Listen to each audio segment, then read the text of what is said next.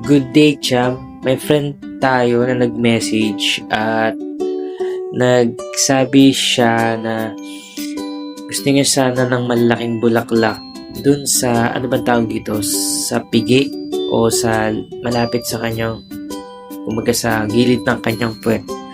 So, kabilaan yan. So, kailangan parang mirror siya at parehas na parehas yung style nila sa bawat pwesto ng ating paglalagyan ng tattoo. So, ito yung napili nating design at sumang-ayon din si client na ganitong klase ang gagamitin natin. So, ginawa namin to siguro mga 7 hours o mga 6 to 7 hours. Ayan. So, lilinis muna natin bago natin shadingan.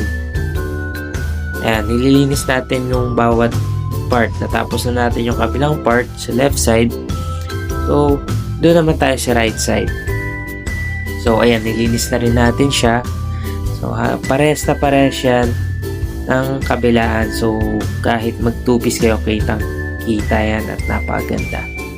So, kung may mga questions kayo, mag-message lang kayo sa akin at gawa natin ng paraan yung mga design na gusto nyo. So, ito na yung kanyang kinalabasan.